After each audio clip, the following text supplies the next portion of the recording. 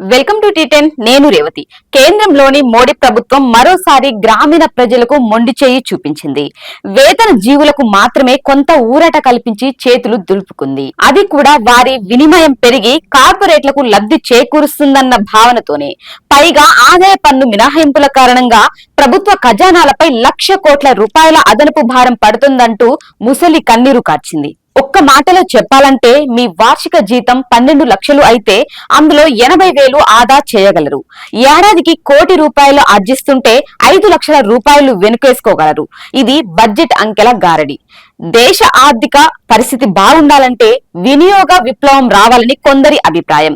దేశంలో సుమారు 8 కోట్ల మంది ఆదాయ పన్ను రిటర్నులు దాఖలు చేస్తుంటారు. వారిలోనూ సగం మందివి జీరో ట్యాక్స్ రిటర్నులే. కాబట్టి వినియోగ విప్లవం అనేది కేవలం 4 కోట్ల మందికి మాత్రమే పరిమితం. అయితే దేశ జనాభా 140 కోట్లు. మరి మిగిలిన వారి సంగతేమిటి? మన దేశంలో ప్రైవేటు వినియోగ వ్యయం సుమారు 200 లక్షల కోట్లు. కాబట్టి ఈ పన్ను ఉద్దీపనను మొత్తం విలువలో కేవలం 0.5% మాత్రమే.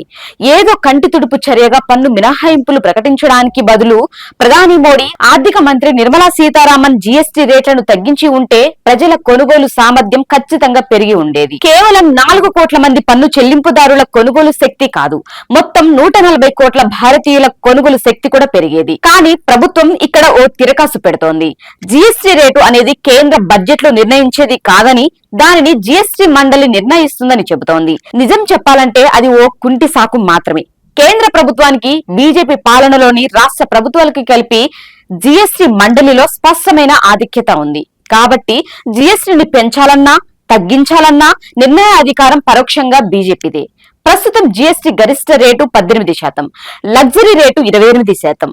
గత 8 సంవత్సరాలుగా వీటిలో ఎలాంటి మార్పులు చేయడం లేదు. పేదలు, మధ్యతరగతి ప్రజలతో పాటు అధిక జీతాలు తెచ్చుకుంటున్న భారతీయుల రక్తాన్ని విపరీతమైన తిరోగమన పన్ను వ్యవస్థ పీల్చి పిప్పి చేస్తోందని చెప్పడానికి ఇంతకంటే ఉదాహరణ ఏం కావాలి? ఇక్కడ మనం గమనించాల్సిన ముఖ్యమైన విషయం ఒకటి ఉంది. పేద మధ్యతరగతి కుటుంబం వినియోగ వస్తువులపై పెట్టే ప్రతి రూపాయి 10,000 ఖర్చుకు ప్రభుత్వానికి 1,800 చెల్లించాల్సి ఉంటుంది. అయితే పన్ను రేటు తగ్గించామని చెప్పి ఇందులో ₹300 వసూలు చేస్తే దానితో ఏం కొనగలం? బహుశా చిన్నారుల కోసం కొన్న గుడ్లు కొనుగోలు చేయగలమేమో. అధిక జీతం పొందుతున్న వ్యక్తి 10 లక్షలు పెట్టి కారు కొన్నాడని అనుకుందాం.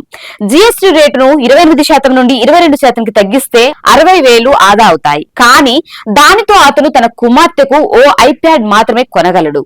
పన్ను రేట్లను తగ్గిస్తే ప్రజల వినియోగం పెరుగుతుంది. ప్రజలపై మరిన్ని పన్నులు విధించడానికి ప్రభుత్వానికి అవకాశం లభిస్తుంది. ఇప్పుడు వాటిపై మళ్లీ మినహాయింపులు, ఇలా ఈ చక్రం తిరుగుతూనే ఉంటుంది అని ఓ ఆర్థికవేత్త వ్యాఖ్యానించారు. అయితే ఆదాయాలు పెరిగినప్పుడే ఇవన్నీ సాధ్యపడతాయన్న వాస్తవాన్ని పాలకులు విస్మరిస్తున్నారు. రెవెన్యూ తటస్థ జీఎస్టీ రేటు 6.2, 15.3% మధ్య ఉండాలని అనేక అధ్యయనాలు సూచించాయి. గరిష్ట రేటును 18% నుండి 15%కి, లగ్జరీ రేటును 28% నుండి 22%కి తగ్గిస్తే ప్రభుత్వం కోల్పోయే ఆదాయం ఏమీ ఉండదు. కానీ జీఎస్టీ రేట్లను హేతుబద్ధీకరించడానికి ప్రభుత్వం ఎలాంటి చర్యలు తీసుకోవడం లేదని సీనియర్ న్యాయవాది అరవింద్ దతార్ చెప్పారు. దీనిపై మీ కామెంట్ తెలియచేయండి. ఇది ఇవాల్టి న్యూస్. చూస్తూనే ఉండండి టీ10.